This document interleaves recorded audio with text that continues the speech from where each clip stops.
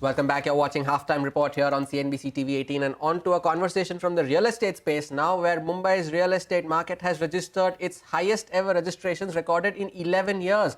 Over 9,548 properties were registered and recorded revenue of over 697 crore rupees in stamp duty collections. We are joined by Gulam Zia, the Senior Executive Director of Knight Frank India.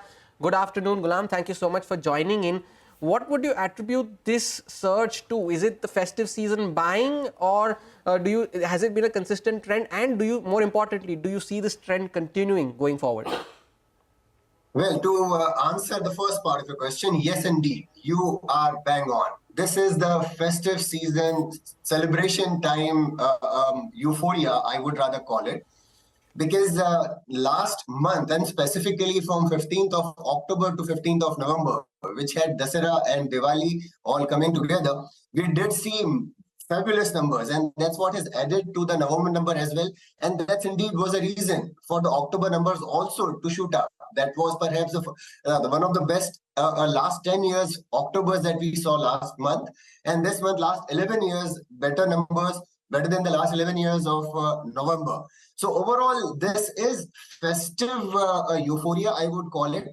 The second part of your question is, do we see it continuing? Well, I would rather not jump the gun straight away. I would rather continue to watch these numbers, because while on one side, the euphoria is giving us enough confidence to give an affirmative answer, but on the other side, a few of these things, and specifically the interest rates hike, while it has plateaued for some time, but is something which has impacted the most on the lower end of the strata. So the affordable housing or below 1 crore market is something which is not showing good enough number. It's not giving encouraging number of transactions. And how long will you continue to depend only on the upper end of the market is the concern for me. So I would watch out for next couple of months to give you the answer to that question. Do I see it continuing? I would rather hold back and watch.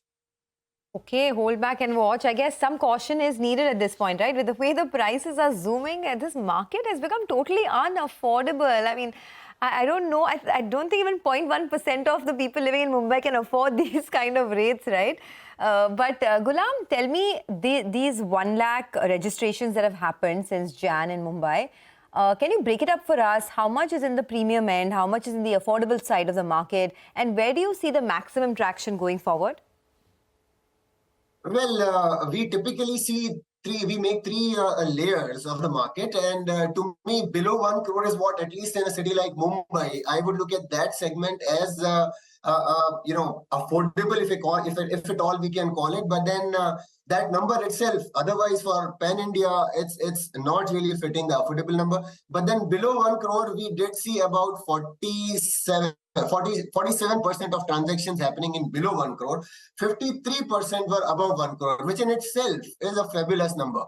However, the upper end, if you talk about the super luxury end, say about above 20 crore, that number is still minuscule. Would still be in a 1.5 to 2%, because that's a very, very small market. The mid end is where the actual transactions have happened. Like more than 50% are, I would say, the mid end market, especially keeping Mumbai's price categories in mind. Mid end has been thriving a lot. So these are markets, locations like Bandra to Borivali, or Kurla to Thane.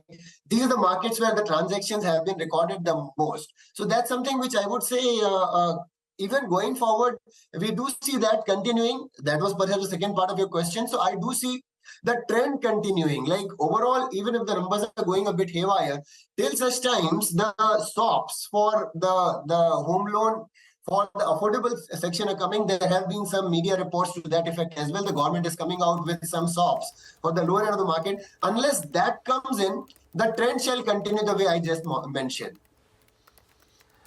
Gulam, there has been this proportion of increase in this registration of properties in excess of 1 crore or more. This trend, if I'm not wrong, has started after COVID, right? When people have started to aspire for slightly larger houses. Do you see that proportion continuing to increase? And is there a specific area where you see these kind of transactions taking place more? I won't go by that. Number one is that, the whole to me, it's a misunderstanding that because of COVID, people started buying larger houses. Well, you have the affordability, you have the money, you have the wealth, you can afford it, and hence you're buying those larger apartments. It is not as if just because the COVID struck, I would buy an extra apartment. It is not so. And especially on the other side, when your work from home, study from home is almost as good as all dried up, there's no reason for you to be afraid of or be swayed because of the COVID. So that is not the reason why the transactions have been happening in the upper end of the market. I would say it is the pent-up demand. It was always there. And in fact, on the other side, the lower end of the market was impacted the most. I'm sure every economist, every number statistician is talking about that the lower end of the market was the worst impacted. And that is where it is. If it was to be a good home loan interest rate regime continuing, affordability for lower end also going on, the increase in transaction would have been very, very democratic.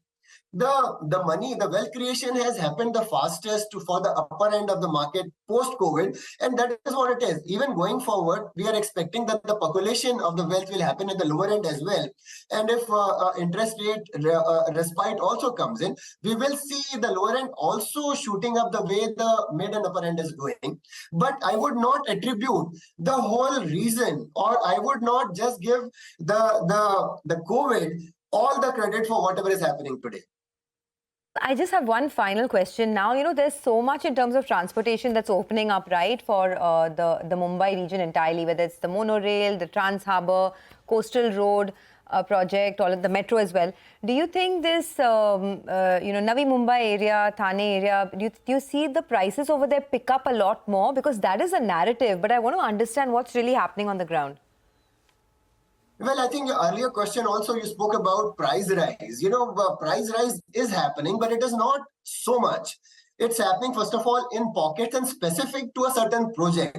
A good developer, a good product is getting a good price rise. Otherwise, even on an average for the city like Mumbai, the price rise for the whole year so far is not going upwards of 7 to 7.5%. And that is not too much. So wherever we see 10-12% increase, those are outliers. Now talking specifically about infrastructure, of course, like if on 25th of December, if I see the Trans Harbour Link opening as what the grapevine is, then I would definitely see price rise coming in a few locations which are connected to that, like maybe this side on on this side of the Mumbai side of it, which is wherever it is connected, you will see the price rise happening. Like because of Trans Harbour Link, I'm not expecting the Thana or Borivali prices to shoot up. For those locations, you do have to see some change in infrastructure happening. Of course, we would talk about the two metros that have connected Borivali, but those metros are still very, very partly done. From Andheri to Borivali is what it is. So unless we see the complete infrastructure push happen and give valid reason for people to give a extra appreciation for the property that they would buy, I won't see much of an impact purely because of transport improvement. In fact, because of the transportation, you would be connected to pieces of land which are right now not connected, which can actually bring in some parity in prices with land availability even across the... Got it. Gulam, sorry, I think we have to take this discussion to another day because this is, really longer and a very informative discussion. But for now, we have to wrap up. Thanks a lot for joining in. Have a great weekend. Let's slip into a quick break. New highs in the market. So when we come back, Prakash Gaba will tell us how you should approach it.